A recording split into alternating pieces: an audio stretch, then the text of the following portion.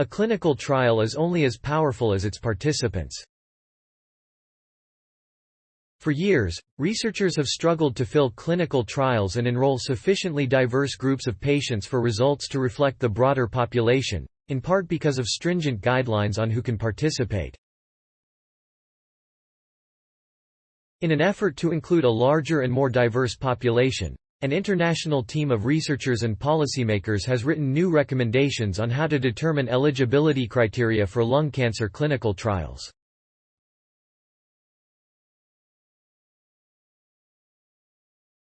The group was led in part by David Gerber, MD, Associate Director for Clinical Research at UT Southwestern's Harold C. Simmons Comprehensive Cancer Center, along with representatives from the Food and Drug Administration, FDA, National Cancer Institute, European Medicines Agency, Pharmaceutical.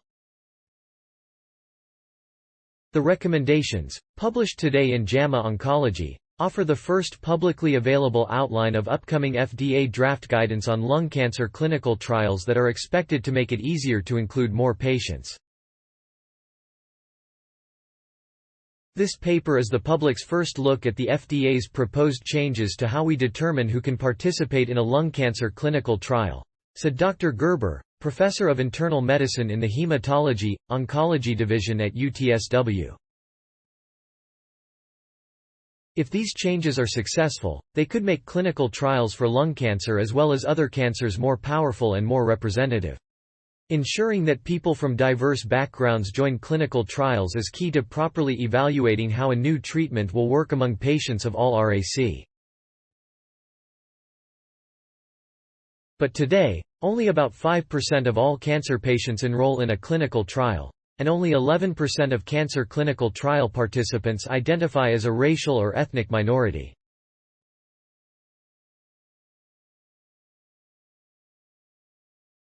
For patients with cancer, participation in clinical trials requires not just a decision to try an experimental treatment, but time and energy spent understanding the trial, enrolling in it, and often attending extra testing or clinic appointments. Many researchers agree that complicated, inconsistent, poorly explained, and overly strict eligibility requirements to join a cancer clinical trial exacerbate this problem and are a key reason for the low number of underrepresented minorities in clinical trials. So many clinical trials never finish enrollment, close prematurely, or don't recruit a population that lets researchers generalize the results, Dr. Gerber said.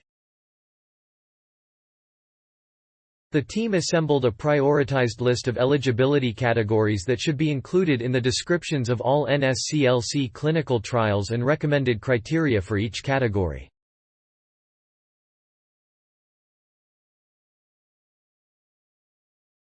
Some suggestions were more lenient than what has typically been included in previous NSCLC trial eligibility criteria. For instance, the team recommended that most patients with prior or concurrent cancers, most patients with brain metastasis, and most patients with mild liver impairment, all of WH. The team also suggested that these categories be clearly laid out on public websites advertising clinical trials in an easily searchable format.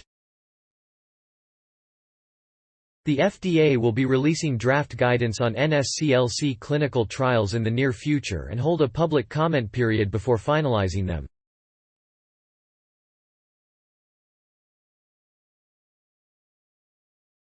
If the new guidelines are effective, Dr. Gerber said clinical trials will likely be easier to fill and provide more complete and timely data on new cancer interventions. If you can involve more patients in clinical trials, you're more likely to complete those trials quickly. That's going to lead to new treatments faster, he said.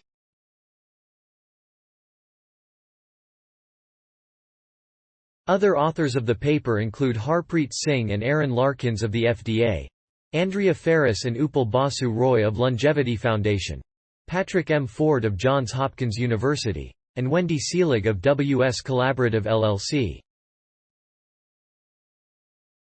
Retrieved August 6, 2022 from ift.tt/bmgnrot UT Southwestern Medical Center.